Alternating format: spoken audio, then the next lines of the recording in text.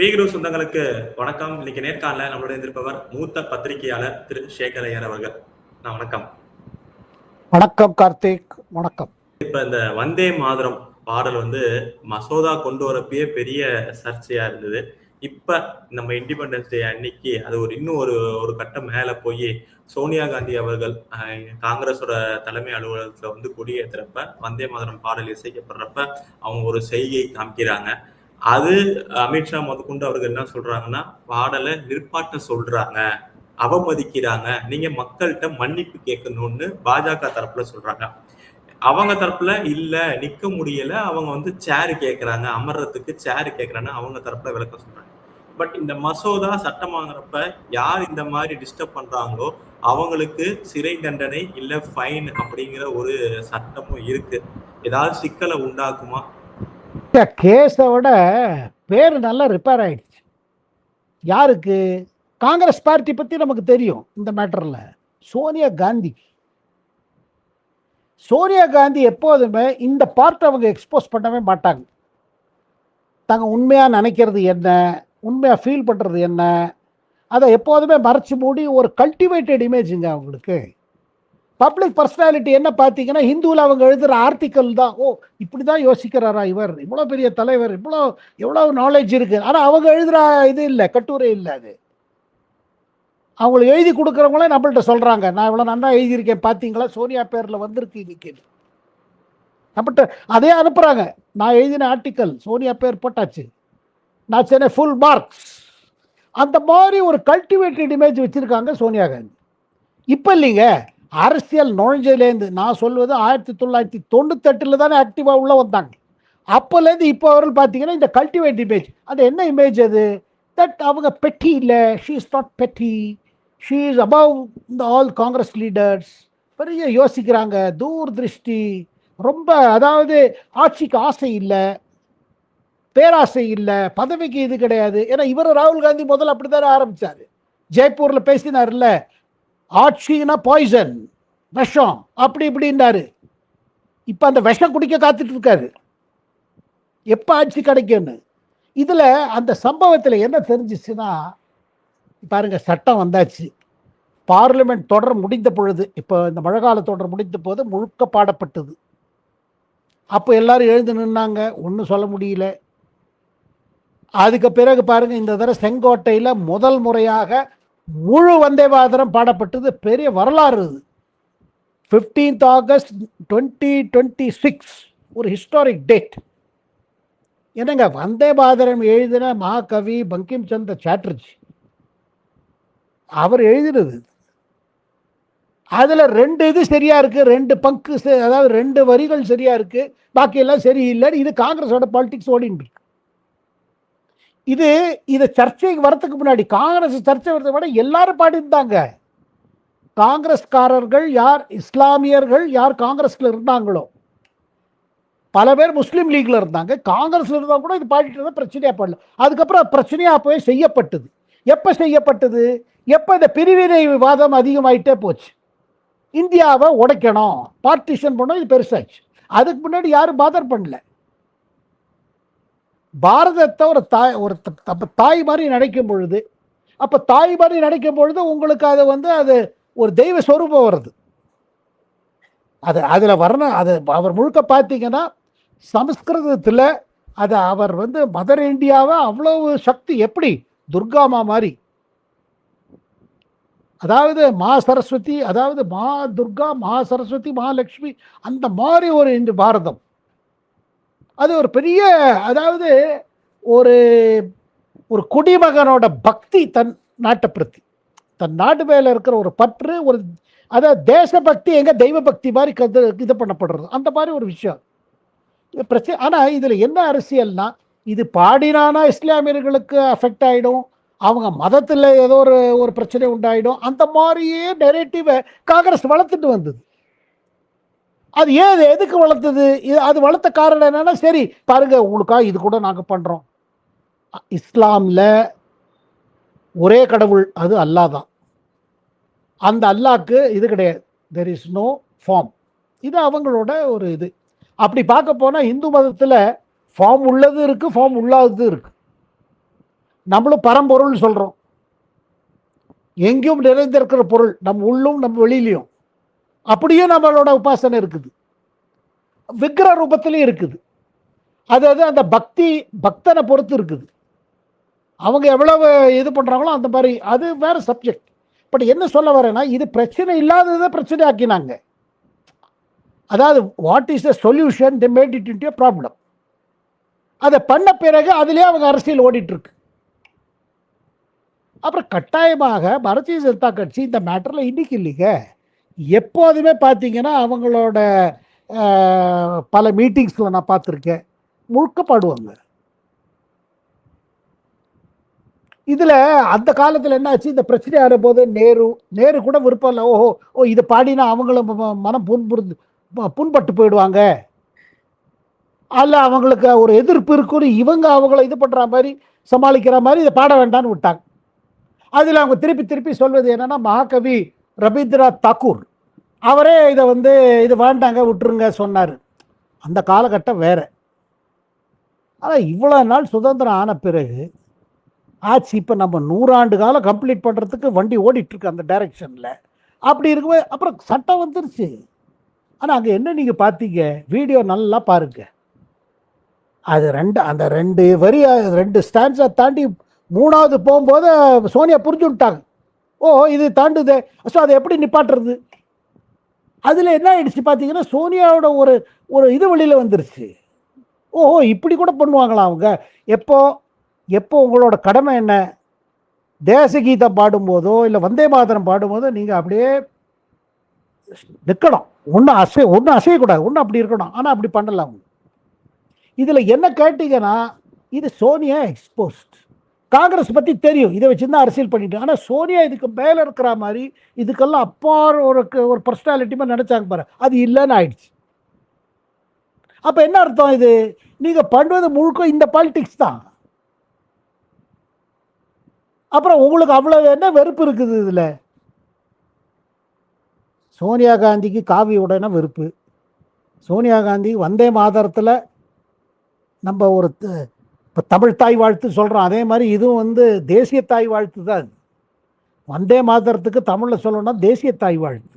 அதில் என்ன உங்களுக்கு ஆட்சேபணம், என்ன பிரச்சனை உங்களுக்கு? பிரச்சனை ஒன்றும் இல்லைங்க.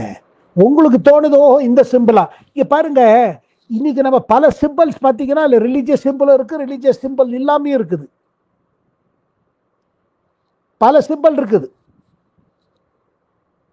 ஸோ அந்த பல சிம்பிள்களில் இருக்கும் பொழுது இதை நம்ம ஒன்றும் ரிலீஜியஸ் சிம்பிளாக எடுத்துக்கிறது இல்லை, இது ஒன்றும் பெரிய பிரச்சனையாக எடுத்துக்கிறது இல்லை. பட் இவங்க அதை பெருசு பண்ணி காங்கிரஸுக்கு ஒரு பெரிய டேமேஜ் கொடுத்துட்டாங்க.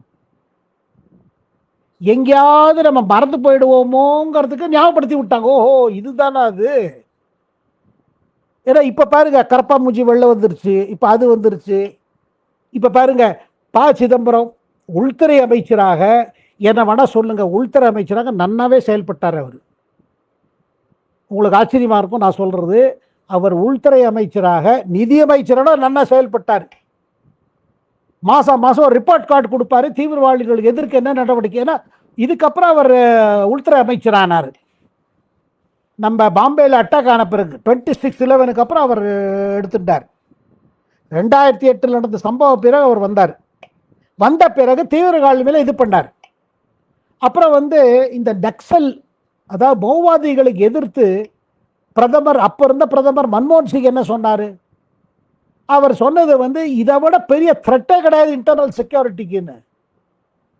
ஏன்னா மாவோவாதிகள் நம்ம போலீஸ்காரர்களையும் கிராம மக்களையும் தாக்கி அங்கே வளர்ச்சியை விடவிடாமல் தடுத்துட்டாங்க. அது சத்தீஸ்கடாக இருக்கட்டும், தெலுங்கானாவில் இருக்கட்டும், ஆந்திர பிரதேசா இருக்கட்டும், ட்ரைபல் ஏரியாஸில் மகாராஷ்டிரா இருக்கட்டும், அவங்களுக்கு வளர்ச்சி வேண்டாம். வளர்ச்சி வரலை, அதனால பழங்குடியினர்கள்லாம் எக்ஸ்ப்ளாய்ட் ஆகிறாங்க சொல்லி அந்த காசில் ஆரம்பித்தவங்க எப்போ வளர்ச்சி வர ஆரம்பிச்சுதான் தடுத்தாங்க. ஏன் தடுத்தாங்க? இங்கே வழமொழியில் சொல்லுவாங்க, துக்கான் பந்தோ ஜாயங்க. ஏன்னா அது வளர்ச்சி வந்துருச்சுன்னு இவங்க என்ன பண்ணுவாங்க?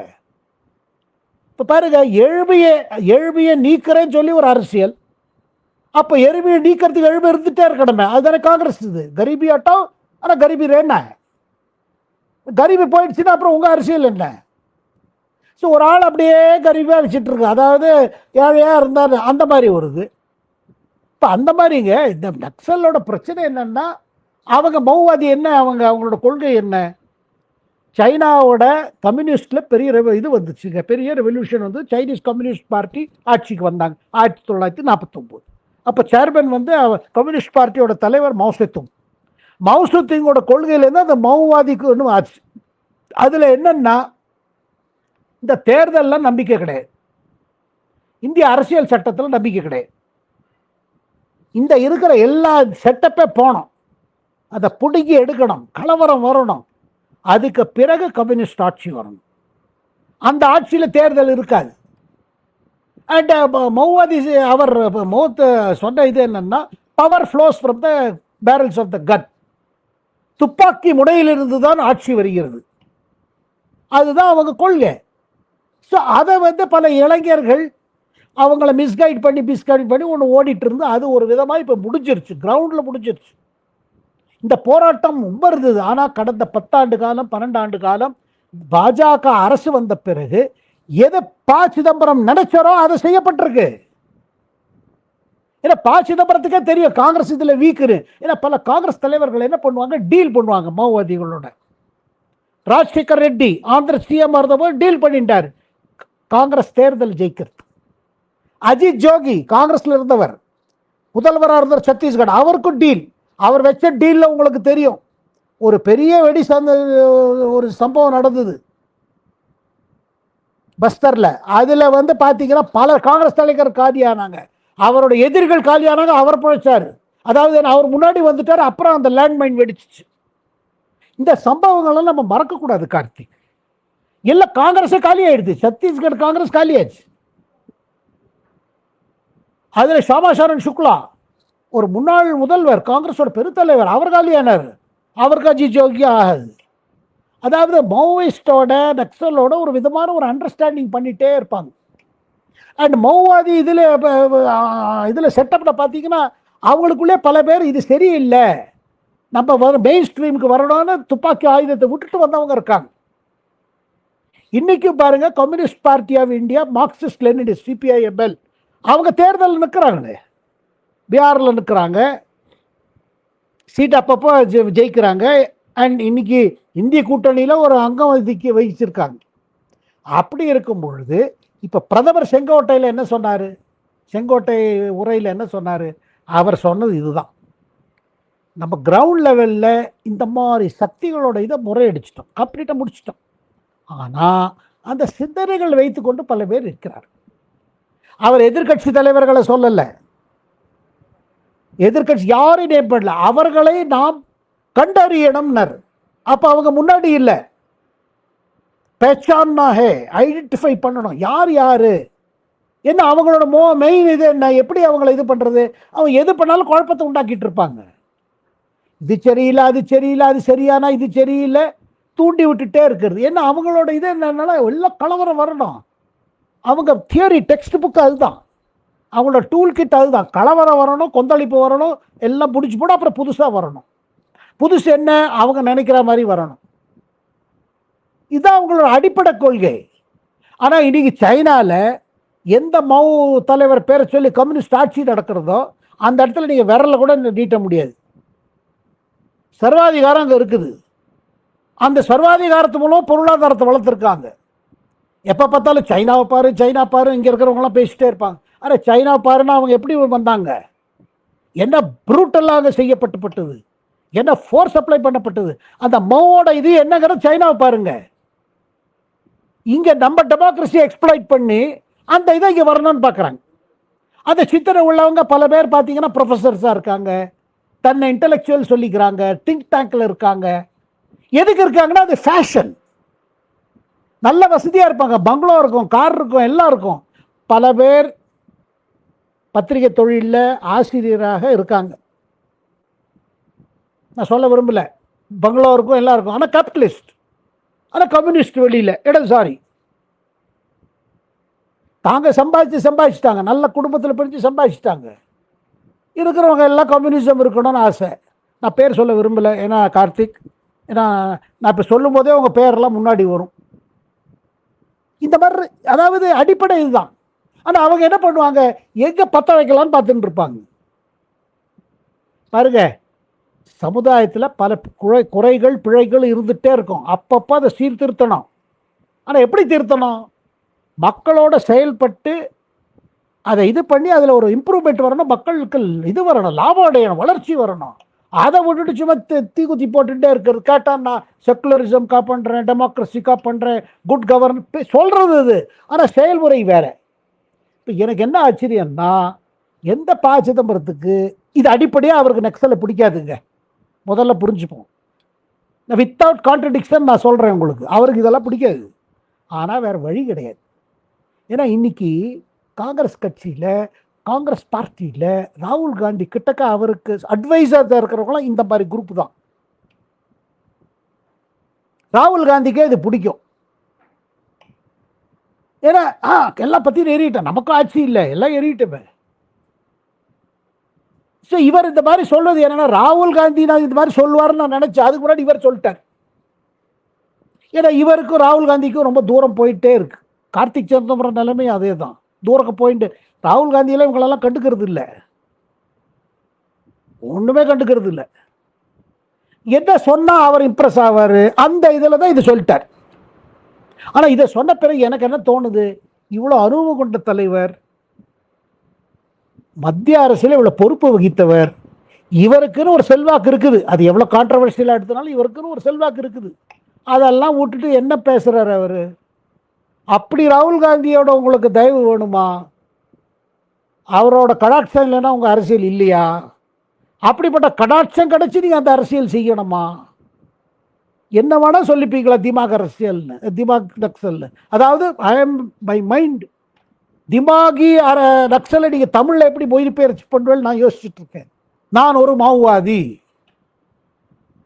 நினைப்பில், ஏன்னா செயல்னா சட்டம் உங்களுக்கு எதிர்த்து இருக்கும். சரி, இதுக்காக செஞ்சவங்க, இதுக்காக அவர் செஞ்சிருக்காரு. அதில் அவரோட போட்டி போட்டு இன்னொருத்தர் வந்துட்டார். அவரும் அந்த டைப்பு தான், அரவிந்த் கெஜ்ரிவால். அட்லீஸ்ட் ப. சிதம்பரமாவது பொறுப்புள்ள பதவியை வகிச்சிருக்காரு, பொறுப்புள்ள காரியங்கள் செஞ்சிருக்காரு. இவர் என்னன்னா, இவர் அதே தான், தனக்கு இருக்கும் பொழுது ஒரு மாதிரி பேசுவார். ஆட்சியில் இருந்து, ஆட்சியில் இல்லைன்னா சரி எல்லாத்தையும் பற்ற விடு, எல்லாத்தையும் இது பண்ணு, கூட ஊழல் வேற. நிச்சயமா நான் தான் அது கடைசி கேள்வியா கேட்கலான்னு இருந்தேன். நீங்களே அந்த இதுல வந்துட்டீங்க, அந்த டிமாகி நக்சலை பத்தி.